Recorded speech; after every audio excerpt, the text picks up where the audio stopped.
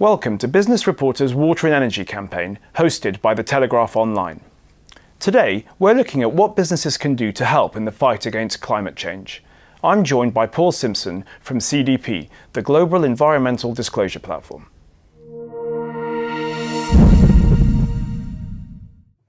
Good morning, Paul. Good morning, George. So, not long ago, the National Oceanic and Atmospheric Administration of the US announced that CO2 volume hit 405.1 parts per million. Why is that an important figure? So this news is very serious and really quite scary.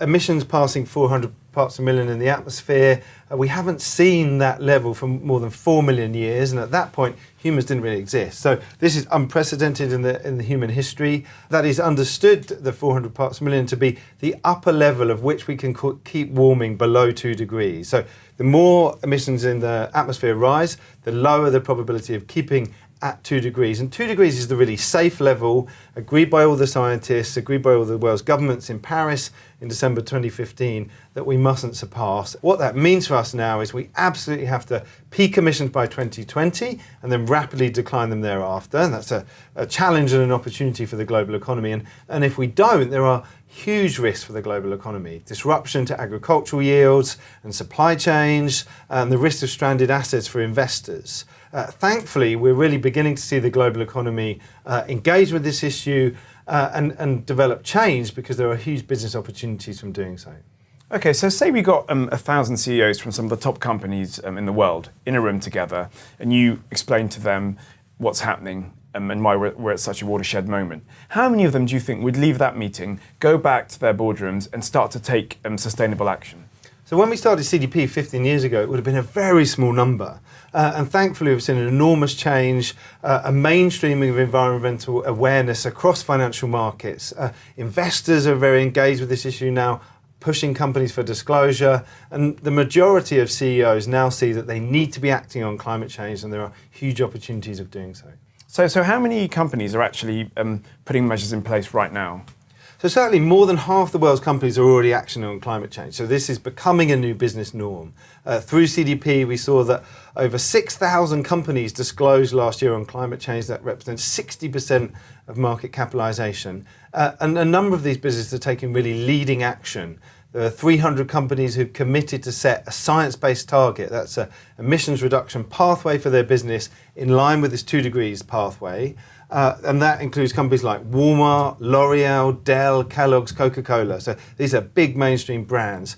We already see 100 companies committed to 100% renewable energy procurement. Google, Apple, Starbucks, procuring 146 terawatt hours a year of electricity. That's equivalent to the size of Poland. So the momentum is with us, and the more CEOs realize the huge risk, the pressure from investors that is growing, and the business opportunities, the more we'll reach that tipping point of mainstreaming environmental action. So, okay, as you said, there's some big names in there. So obviously the messages are getting through. But why are we, in general, so slow in changing our behaviours and adopting these kind of practices? Well, if we look through the history of CDP the last 15, 16 years, it took a while to really embed awareness into people and into the heart of the financial markets. That awareness is really with us now, and we see many businesses acting very fast, particularly since the Paris Agreement in December 2015. We're really talking about the overhaul and transformation of the global economy. This is like moving a supertanker, so it takes some time. We need to increase the pace and scale of that change. We're not going fast enough already, but really we think this is inevitable, it's irreversible, and it's already underway. Could you tell us a little bit more about how you help bring about the change? How does your platform actually work? So for us, measurement and disclosure are the first step in creating better understanding and then taking action. And at CDP, we provide the global disclosure platform for investors, companies, cities and states and regions to disclose on climate change, water and deforestation. We have reached an enormous scale. Some 20% of the world's emissions are now disclosed through CDP. Over 6,000 companies representing 60% of market capitalization are part of that disclosure. And they're doing so because their investors, some 800 institutional investors with $100 trillion of assets under management, are asking them to do so. And it's not just the investors making that request. We now work with 100 multinational companies who are very large buyers of goods and services who are asking their suppliers to do this. And of course, if your customer asks for transparency on climate change and environmental issues, you're really going to listen. So we see a mainstreaming of disclosure across the global economy. That's providing the information through the analysis we provide to really inform decision makers so they can make better informed decisions for a truly sustainable economy. Let's just say that I'm a cynical CEO who doesn't, buy into this whole idea about climate change. And as we know, there is still a kind of a big body of organisations, people that think this way. How do you convince me that it's good for my business? So this is a real business issue. There are business risks from not reducing energy costs. So through CDP last year, the companies who disclosed reduced $12 billion of energy costs by acting on climate change whilst reducing emissions the size of France. So there's straightforward benefits to the bottom line. There are also real opportunities to grow market share by investing in new products and services. If in your product portfolio you don't have low carbon products and services, why are people going to buy those in the future? And we see that now in the car industry. If you're having a diesel car or you're having a car that's very inefficient, people don't want to buy those anymore. Hence the significant rise of electric vehicles and hybrid vehicles.